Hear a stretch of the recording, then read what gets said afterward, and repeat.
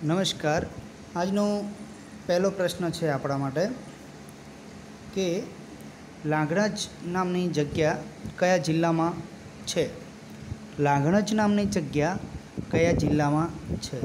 તો એનો જે સાચો જવાબ છે એ છે મહેસાણા। શું છે? મહેસાણા। બીજો પ્રશ્ન છે આપણો, ક્વાંટનો મેળો કયા આદિવાસી જૂથનો મેળો છે? ક્વાંટનો મેળો એ કયા આદિવાસી જૂથનો મેળો છે? તો એનો જવાબ છે રાઠવા જૂથ। જવાબ છે રાઠવા જૂથ। હવે એના પછીનો પ્રશ્ન આપણે જોઈએ કે ખંભાતનું પ્રાચીન કાળમાં નામ શું હતું? ખંભાતનું પ્રાચીન કાળમાં નામ શું હતું? તો એનો જવાબ છે સ્તંભ તીર્થ। શું છે? સ્તંભ તીર્થ। એના પછીનો પ્રશ્ન જોઈએ આપણે તો સંરક્ષણ ખર્ચ, વ્યાજની ચૂકવણી, કર ઉઘરાવવાનો ખર્ચ અને પોલીસ ખર્ચ ખાલી જગ્યાનો ભાગ છે। આનો જવાબ આવશે બિન વિકાસ ખર્ચ। બિન વિકાસ ખર્ચ।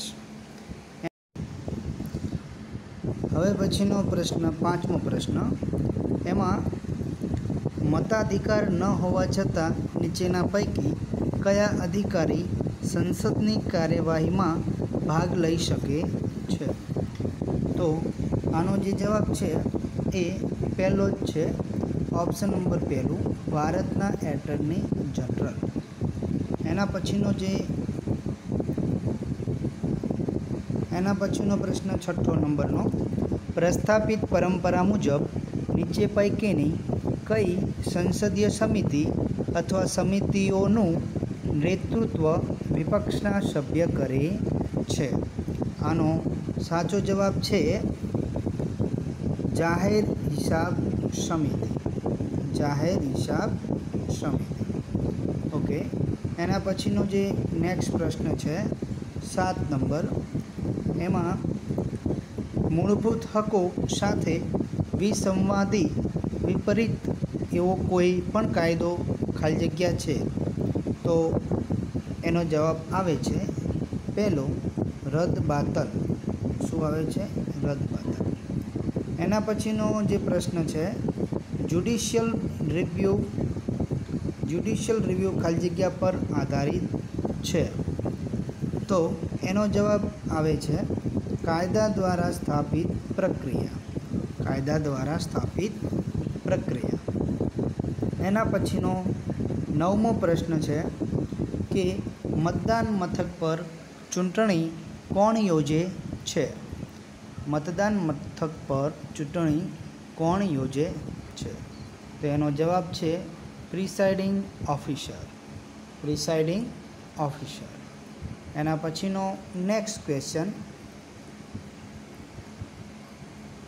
ભારતનું domestic debit credit card payment network રૂપે એ કોની પ્રોડક્ટ છે? ફરીથી જોઈએ, ભારતનું domestic debit credit card payment network રૂપે એ કોની પ્રોડક્ટ છે? તો એનો જવાબ આવશે NPCI। NPCI। ઓકે। એના પછીનું જે નેક્સ્ટ ક્વેશ્ચન છે, વિવેચન ઉપરનું પુસ્તક ગુજરાતી વ્યાકરણના 200 વર્ષના લેખક કોણ છે?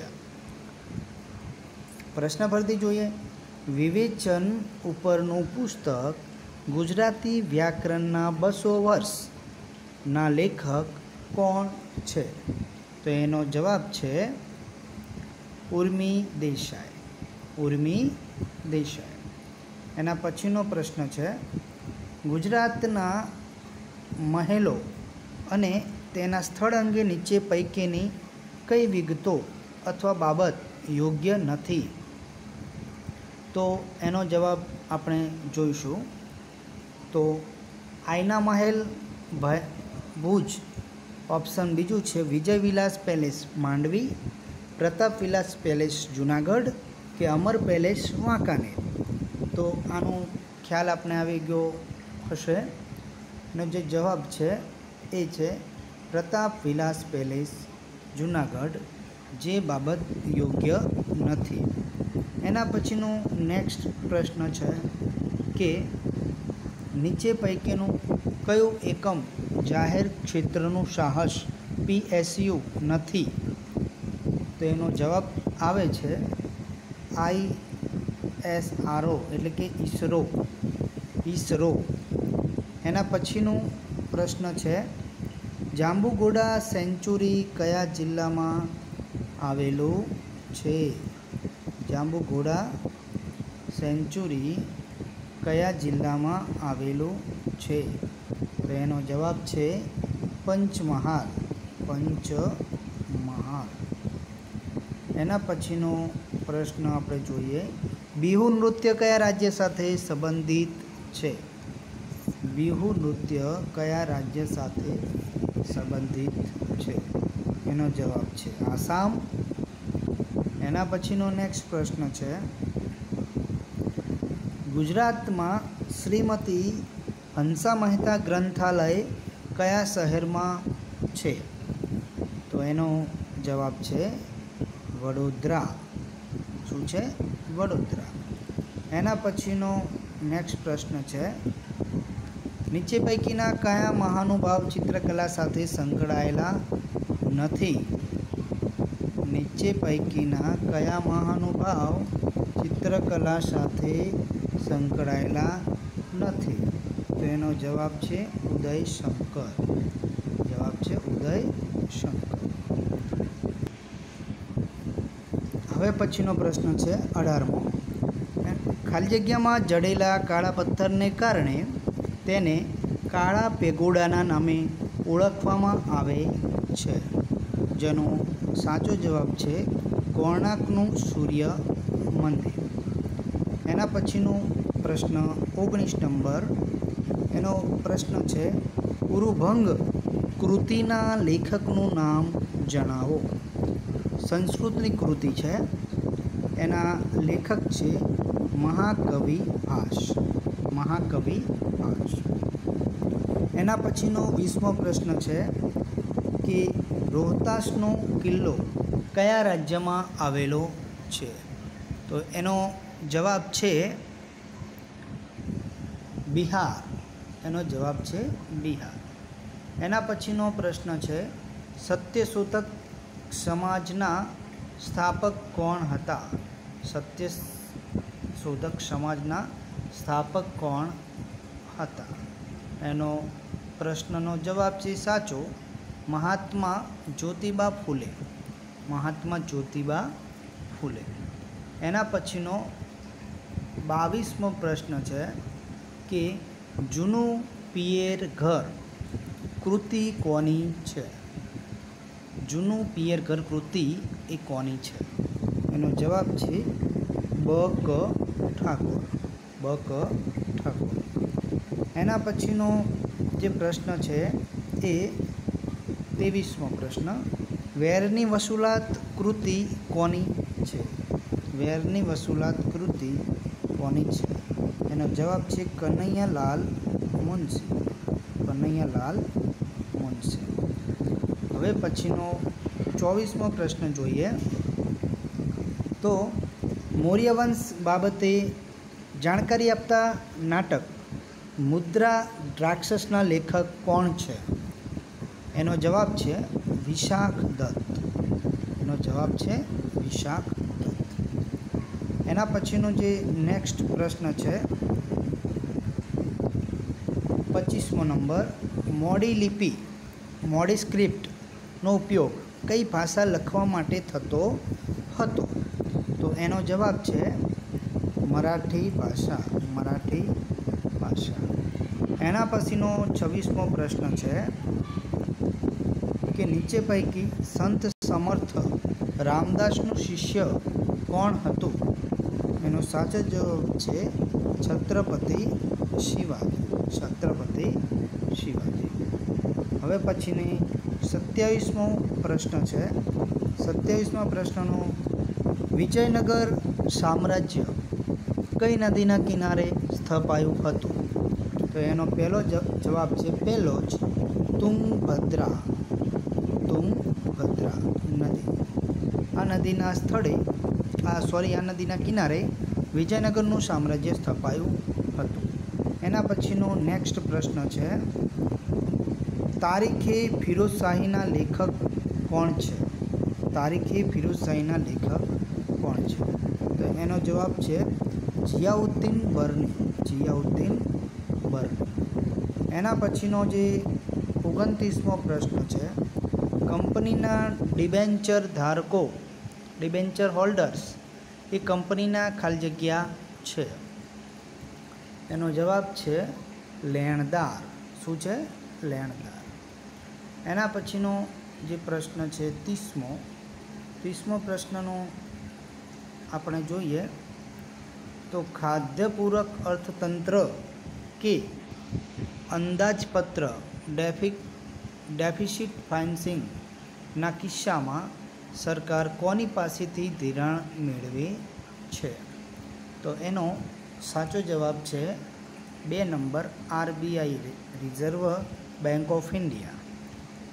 એના પછીનો જે 31મો પ્રશ્ન આપણે જોઈએ, 42મો બંધારણીય સુધારો કઈ તારીખથી અમલમાં આવ્યો હતો? તો આનો જવાબ 3 જાન્યુઆરી 1977ના રોજ અમલમાં આવ્યો હતો. 32મો જે પ્રશ્ન છે, ચૂંટાયેલા સદસ્યોને શપથ કોણ લેવડાવે છે? તો એનો સાચો જવાબ પ્રોટેમ સ્પીકર. એના પછીનો જે 33મો પ્રશ્ન છે કે રાષ્ટ્રપતિના હોદ્દાની મુદત અત્રેની જોગવાઈ ભારતના બંધારણના કયા આર્ટિકલમાં કરાઈ છે?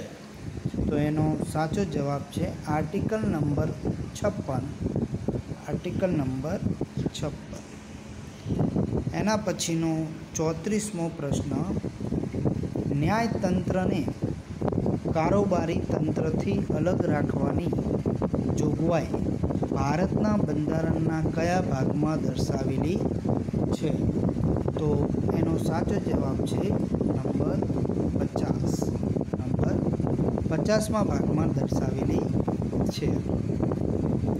એના પછીનો જે 35મો નંબર છે પ્રશ્ન છે, ઉપરાષ્ટ્રપતિની ચૂંટણીમાં કોણ મતદાન કરે છે? તો એનો જવાબ છે લોકસભાના અને રાજ્યસભાના સદસ્યો.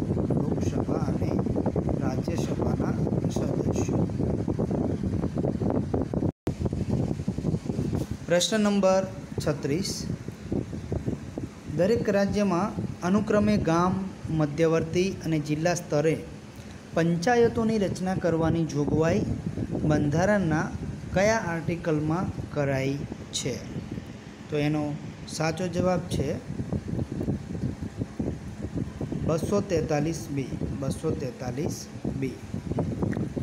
એના પછીનો 37મો પ્રશ્ન છે કે ભારતીય બંધારણના કયા આર્ટિકલમાં ચૂંટણી વિષયક બાબતોમાં ન્યાયાલયોની દરમિયાનગીરી પર પ્રતિબંધની જોગવાઈ કરેલી છે?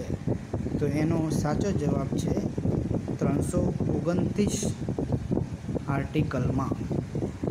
એના પછીનો 38મો પ્રશ્ન જોઈએ, નિયંત્રક મહાલેખા પરીક્ષકની નિમણૂક કોણ કરે છે?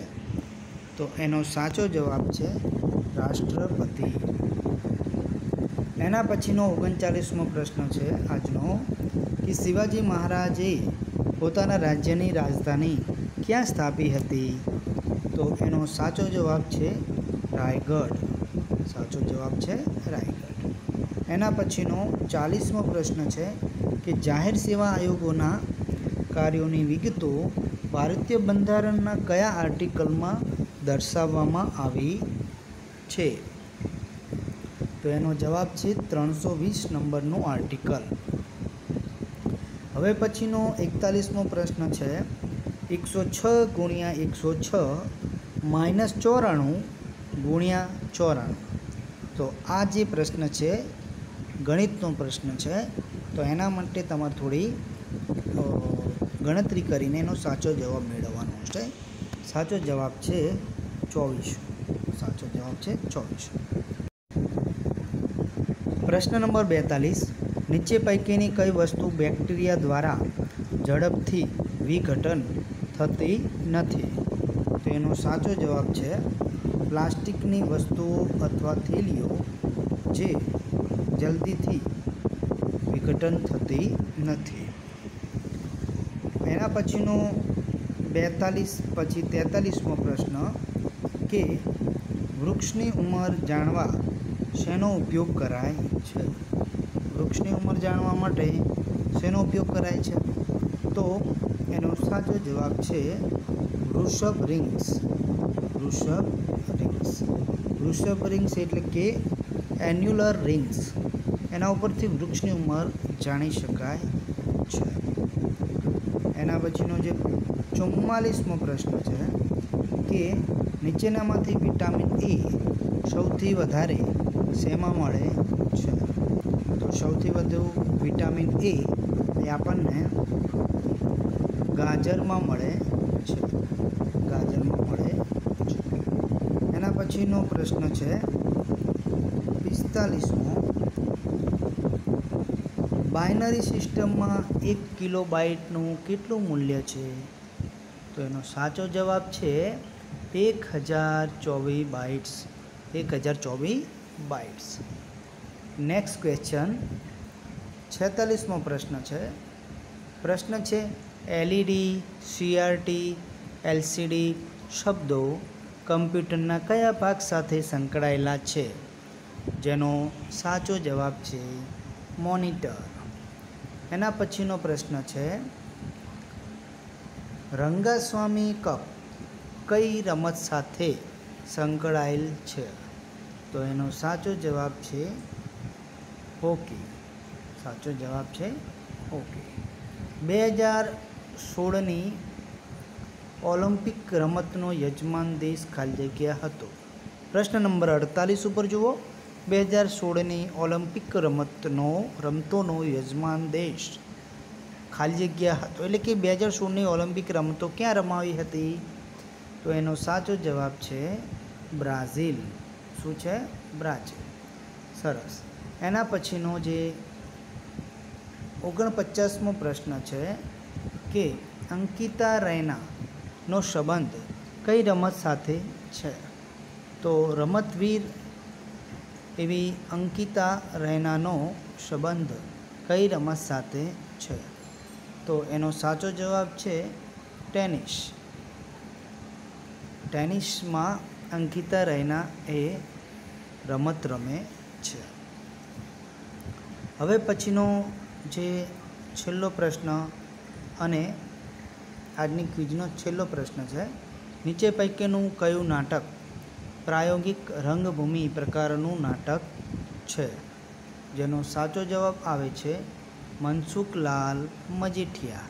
મનસુખલાલ મજીઠિયા।